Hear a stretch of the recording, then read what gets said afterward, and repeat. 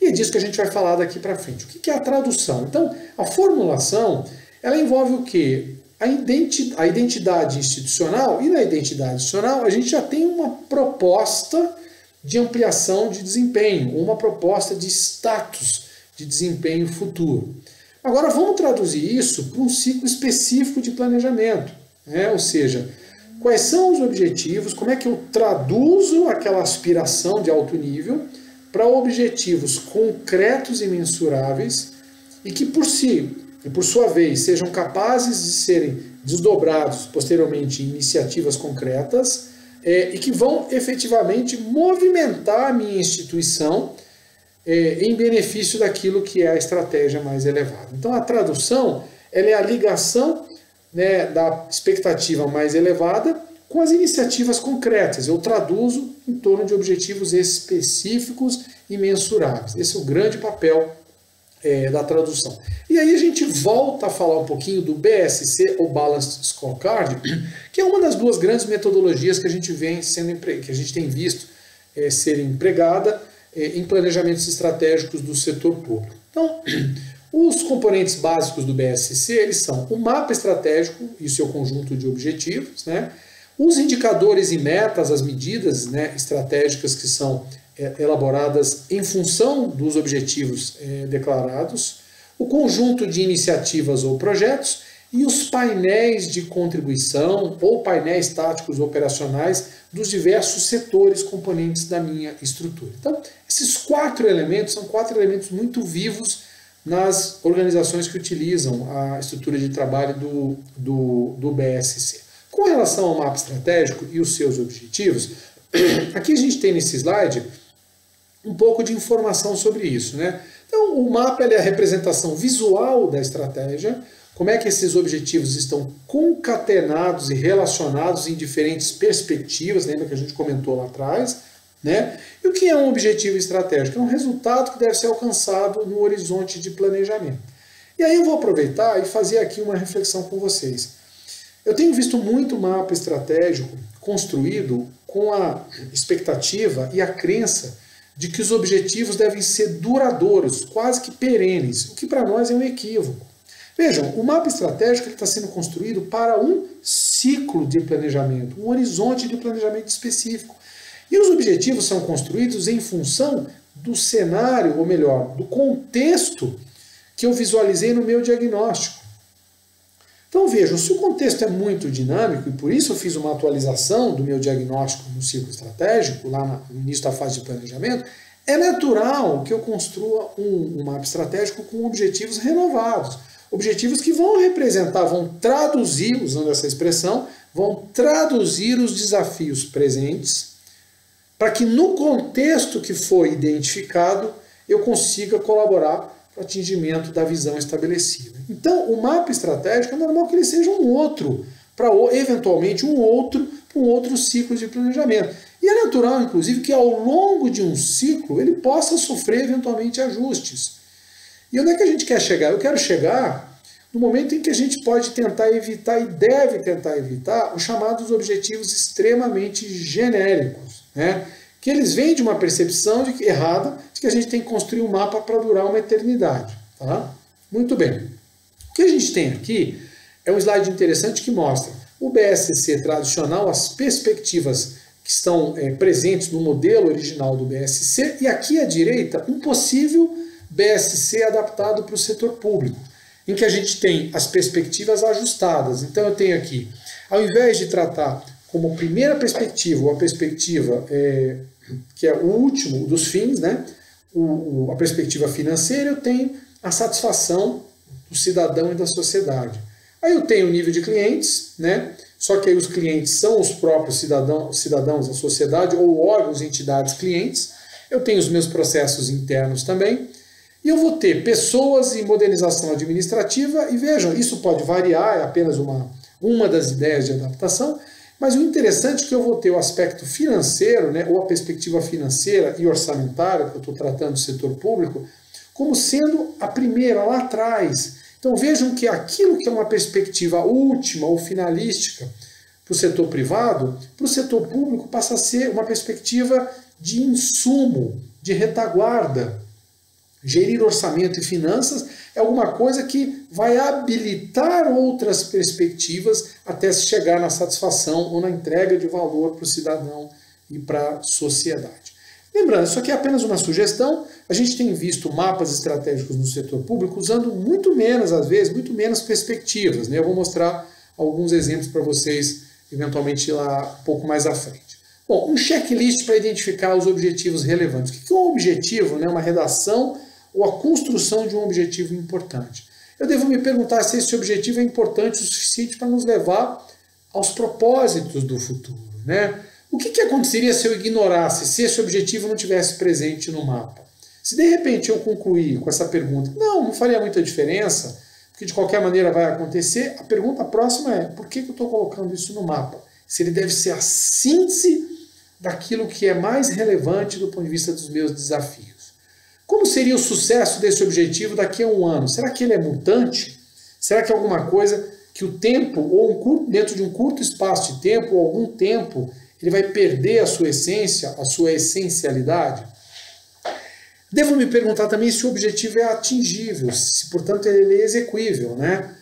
Porque se ele não for execuível, é uma declaração ali apenas teórica dentro do meu mapa estratégico, né? Mas, então, nesse sentido, é importante levantar riscos e barreiras que eu vou ter que enfrentar para trabalhar esse objetivo, né? E, consequentemente, quais são as partes interessadas, né? Eventualmente entidades externas, outros órgãos, outros atores, cuja atuação irá influenciar para o atingimento do objetivo, ou que, uma vez atingido o objetivo, podem ter a sua atuação influenciada. Então, olhar para tudo isso é importante quando a gente estiver construindo um objetivo, tá?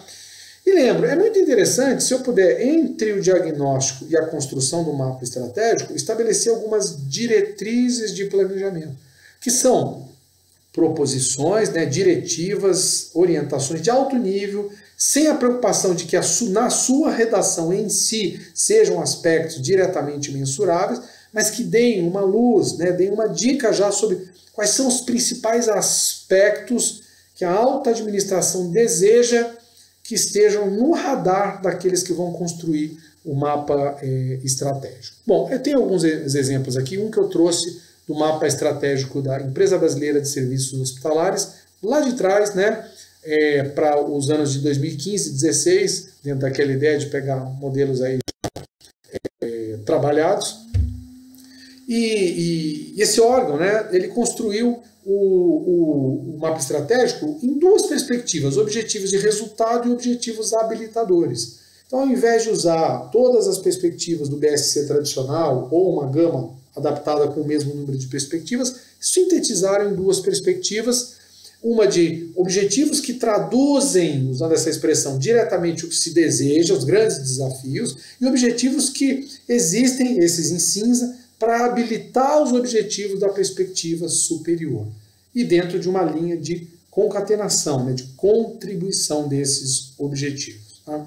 Um outro aqui também, dentro de uma perspectiva mais histórica, aí, um da Receita Federal, que tem também objetivos numa camada de resultado e uma camada aí chamada de objetivos de processo e uma terceira de objetivos de suporte. Então são variações interessantes aí que servem como exemplo. Bom, antes da gente entrar e falar sobre indicadores e metas estratégicas, né, que é um aspecto muito interessante, eu queria ainda chamar a atenção com relação aos objetivos. A gente vai falar na sequência sobre indicadores, e ao falar sobre indicadores, eu vou comentar com vocês que existem tipos diferentes de indicadores, né? E às vezes a gente vai ter um nível de dificuldade diferente para criar um indicador de objetivo ou um indicador estratégico.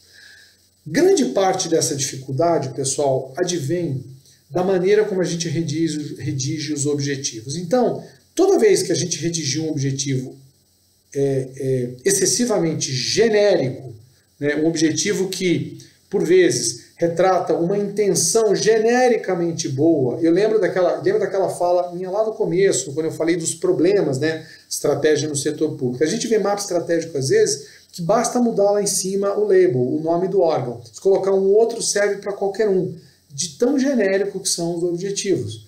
Então, toda vez que eu me deparo com um mapa estratégico construindo assim, o que a gente tem? A gente tem uma tradução genérica ou generalista, por assim dizer, da estratégia, da intenção estratégica. E isso acaba trazendo uma dificuldade muito maior para estabelecer os parâmetros de mensuração. Se eu disser que o objetivo é genérico, como é que eu mensuro o atingimento daquilo? Então a gente vai ver que tem uma relação direta entre redação de objetivos com foco, com uma pegada específica, com um contorno bem definido, e que obviamente traduzem escolhas, vamos lembrar lá do comecinho do nosso papo, escolhas bem definidas.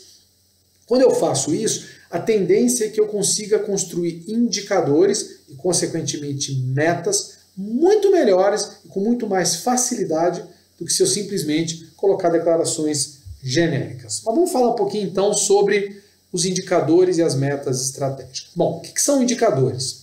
Os indicadores são demonstrações quantitativas de um determinado aspecto da realidade. São ferramentas para comparar desempenho esperado com desempenho realizado, etc. Bom, por que a gente está falando de demonstrações ou mensuração quantitativa? Alguém poderia perguntar, poxa, Alexandre, mas quer dizer que não vale nenhum tipo de percepção qualitativa ou parâmetro qualitativo? Não, não é isso que eu estou dizendo. Vale e a gente utiliza muito. Apenas tem que ter um cuidado. E eu vou explicar por meio de um exemplo ligado ao tema segurança pública. Então, se eu disser assim, olha, vamos medir ou vamos nos interessar por um aspecto ligado à segurança pública, que são o número ou a taxa de homicídios. Então, taxa de homicídios, se eu quiser mensurar a quantidade de homicídios dentro de um espaço geográfico, eu vou usar um indicador já bem consagrado que se chama taxa de homicídio.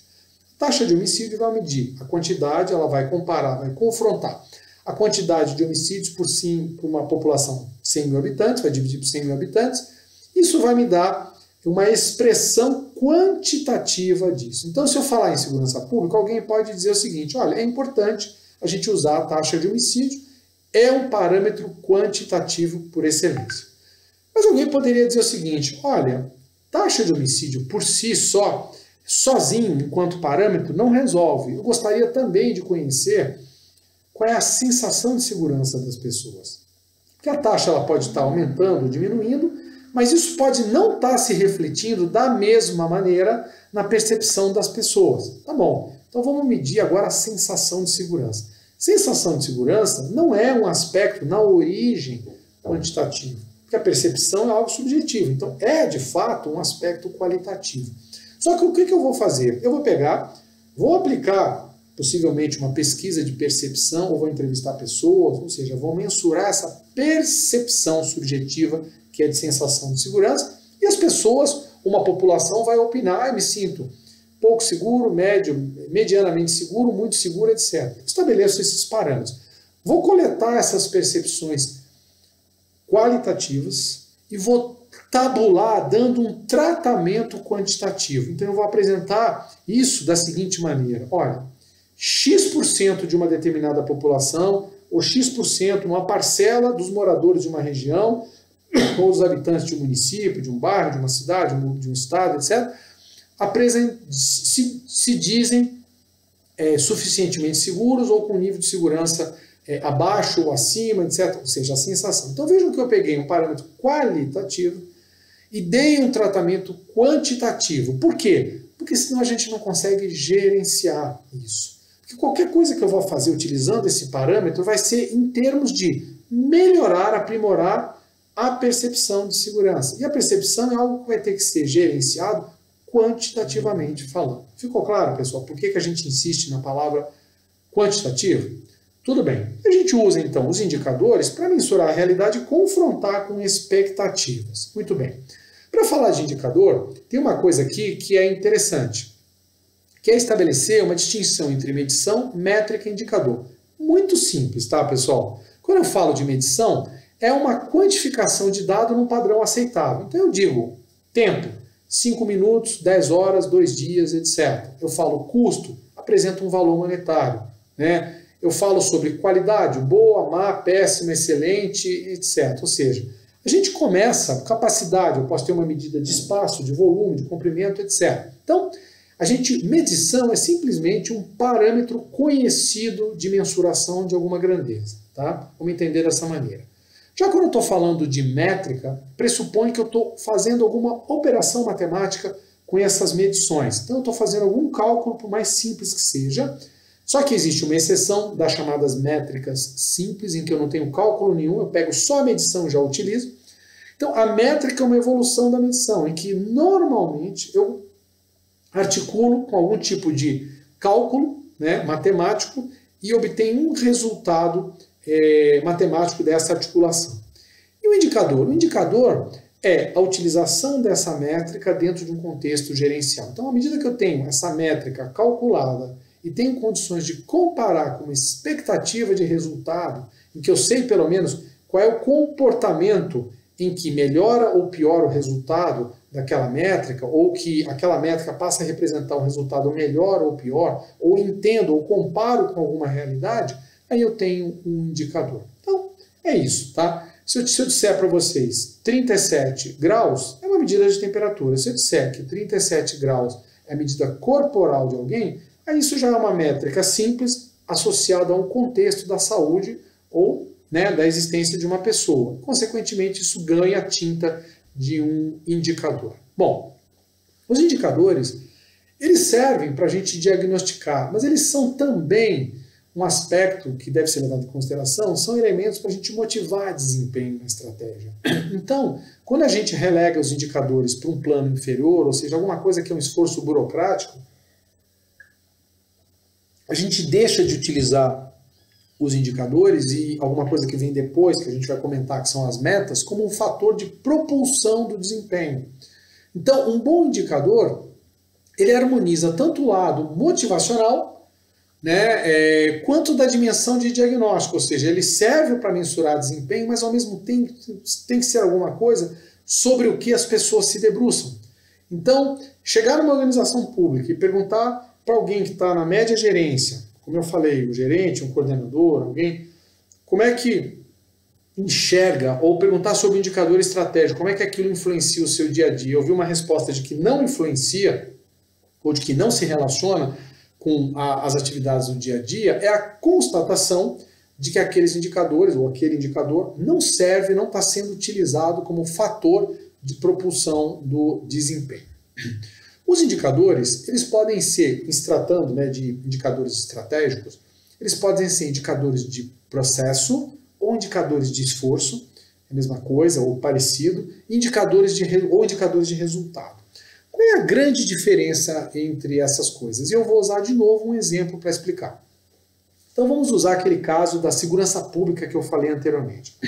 Se eu disser que eu tenho um objetivo estratégico, eventualmente que fosse o seguinte: reduzir os homicídios no Brasil. Ora, se eu tenho um objetivo cuja proposta é de redução dos homicídios, e eu sei que os homicídios podem ser diretamente e quantitativamente mensurados pela taxa de homicídios, então eu tenho um indicador de resultado. Esse indicador, ele já vai evidenciar, vai representar diretamente o êxito ou não daquele objetivo. Óbvio que eu vou ter que estabelecer um parâmetro de resultado, que é a meta, que a gente vai falar depois. Mas é um indicador de resultado. Ele, por si só, já indica o atingimento do objetivo. Agora, digamos que eu tenha um outro indicador, que não é um indicador um outro objetivo, que não é o objetivo de reduzir homicídio, mas que é um objetivo um pouco mais genérico. Digamos que um objetivo estratégico, um dos objetivos fosse: vamos fortalecer o enfrentamento à criminalidade ou aos ilícitos. Bom, muito bem. Quando eu falo isso, estabeleço como objetivo fortalecer, a pergunta é: como é que eu consigo perceber, né, que estou fortalecendo ou não? Diferente do objetivo anterior, nesse caso a resposta eu não tenho um indicador de enfrentamento à criminalidade fortalecido ou não. O que eu tenho são parâmetros que vão indicar o nível de esforço ou indicadores dos processos que eu estou movimentando, ou desenvolvendo, ou executando para fortalecer o enfrentamento à criminalidade. Então, se eu quiser mensurar o enfrentamento à criminalidade, eu vou medir o quê? Possivelmente eu vou medir o número de operações policiais que eu estou realizando, o número ou volume de apreensão de drogas, de armas, de contrabando, coisas assim. Então vejam que eu vou ter que utilizar indicadores de processo ou indicadores de esforço para, por intermédio de um ou mais indicadores, poder dizer ou concluir que estou ou não fortalecendo de fato o enfrentamento à criminalidade. Dependendo do tipo de objetivo, de como a redação do objetivo estratégico foi feita, a gente vai ficar diante da necessidade, vai se ver diante da necessidade de usar ou não indicadores de resultado de processo. Os de resultado são obviamente melhores, porque eles são parâmetros que diretamente indicam para a gente, né, revelam se eu estou atingindo ou não. E aí vejo que isso tem uma relação também direta com o nível de assertividade da redação do objetivo estratégico. Então, é o seguinte, resolveu aliviar na construção dos objetivos estratégicos, colocou coisas genéricas que dá para ser, que provavelmente vão ser aceitas com mais facilidade por toda a estrutura, tudo bem, mas está contratando um problema para a etapa seguinte, que é a etapa de desenvolvimento de indicadores. Está claro para vocês? Ficou clara essa diferença entre indicadores de resultado e indicadores de processo? Tá?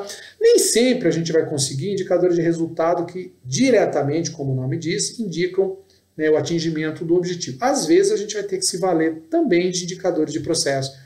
Então agora vamos falar um pouquinho sobre as metas estratégicas. A gente já falou de indicadores, né, falamos sobre métricas, a relação dos indicadores com os objetivos, etc. Vamos tratar das metas. E as metas estratégicas, na verdade, elas são resultados esperados ou projetados para as métricas associadas aos indicadores. Então, na prática, são resultados que a gente quer, o resultado que a gente projeta, são expectativas de resultado dos indicadores estabelecidos no âmbito da estratégia. Uma discussão muito frequente em relação às metas é sobre a dificuldade que a gente tem para estabelecer metas. Então, é muito frequente a gente ouvir de órgãos públicos o seguinte: a gente não tem base para estabelecer as metas, será que a gente não pode deixar os indicadores sem as metas, estabelecer depois? Ou, ao longo do ciclo da estratégia, em função do comportamento das variáveis utilizadas nos indicadores, a gente estabelece as metas? E a nossa resposta é, idealmente, não dá para fazer isso. Por quê? O indicador sem uma meta, ele acaba sendo de pouco uso, porque a gente sabe qual é o parâmetro de mensuração, conhecemos as métricas, sabemos como apurar, mas a gente não estabeleceu um resultado esperado. E se eu não tenho um resultado esperado, fica um pouco difícil a gente estabelecer qual é o nível do esforço que eu vou ter que empreender para atingir aquela meta, né? Então, é pouco instigante, é pouco motivante quando a gente tem um indicador e não foi estabelecida a meta, ou seja, a expectativa de resultado. Bom, em relação a de onde a gente vai tirar os subsídios para estabelecer essas metas, a literatura apresenta 3 fontes de inspiração. Ou eu tenho uma série histórica, esse é o melhor dos mundos, quando a gente tem uma série de valores ou que já estão apurados, caso o indicador já estivesse em utilização, ou mesmo que eu não tivesse utilizado, quer dizer, não tivesse feito os cálculos, mas os dados envolvidos estão disponíveis e os dados pretéritos também estão disponíveis, então a gente consegue coletar os dados do passado, articular, fazer os cálculos e chegar a uma série histórica. Quando isso acontece, é muito bom, porque a gente consegue estabelecer uma linha de tendência e aí projetar e pactuar uma meta que seja coerente com esse percurso que foi perseguido ou foi percorrido até agora.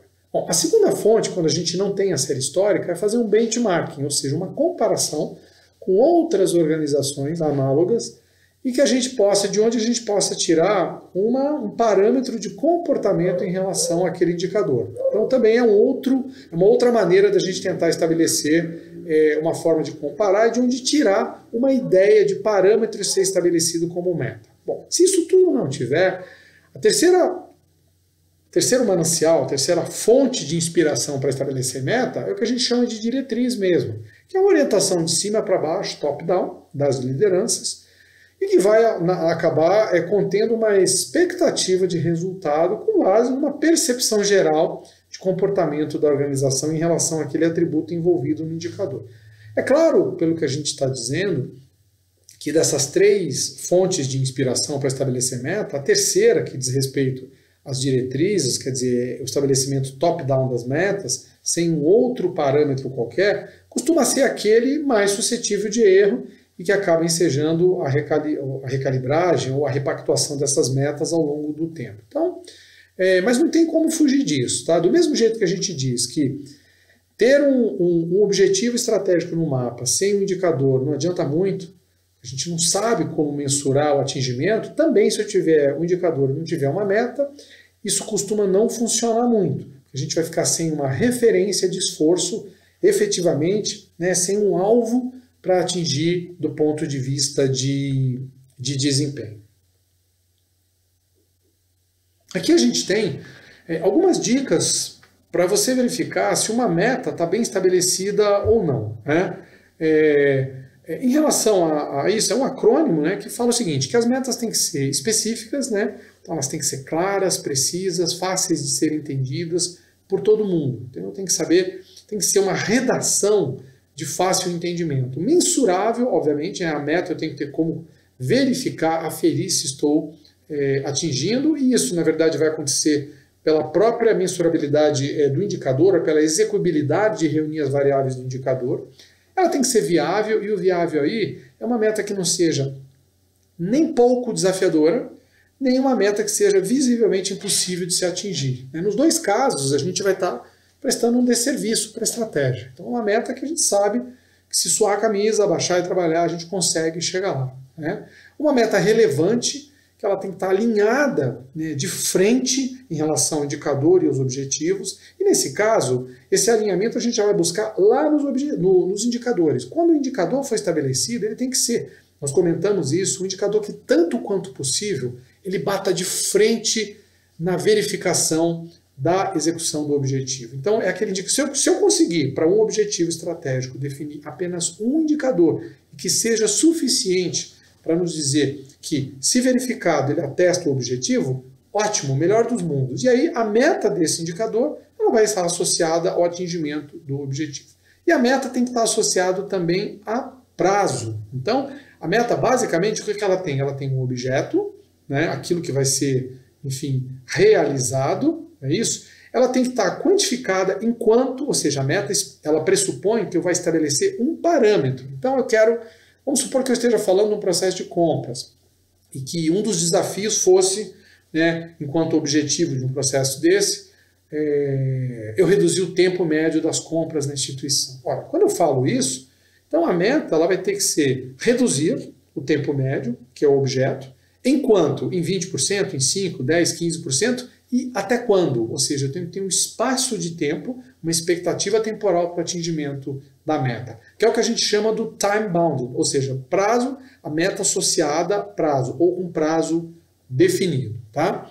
Bom, falando de metas, né, uma coisa que a gente vê muitas vezes também é o estabelecimento de metas cuja expectativa de se alcançar seja, às vezes, ao final, ao cabo de alguns meses, um período um pouco mais longo, né? E aí as pessoas perguntam, bom, mas como é que eu faço nas reuniões intermediárias, né?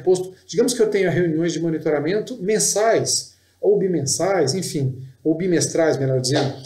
Como é que eu faço se uma meta ela foi construída com a pressuposição de se atingir ao final de 8 meses, por exemplo, ou de um ano? Então, é importante que para metas um pouco mais, cujo o atingimento esteja fixado um pouquinho mais longe, que a gente tenha as metas parciais, ou os resultados intermediários. Por quê? Se eu verificar que o meu ponteiro não está nem mexendo, não estou me aproximando, ou eu não estou com um comportamento, né, em relação àquele parâmetro do indicador que sinalize que a gente vai atingir a meta, eu posso tomar e devo tomar uma providência, adotar uma providência antes de chegar no limite estabelecido para atingimento da meta. Então, isso serve, inclusive, para objetivos que visem a transformações, né, vamos chamar assim, um pouco mais longínquas. A gente pode estabelecer e deve estabelecer metas intermediárias para conseguir acompanhar justamente o andamento da gestão desse sistema de objetivos e das iniciativas, né, que estão associadas a esses objetivos.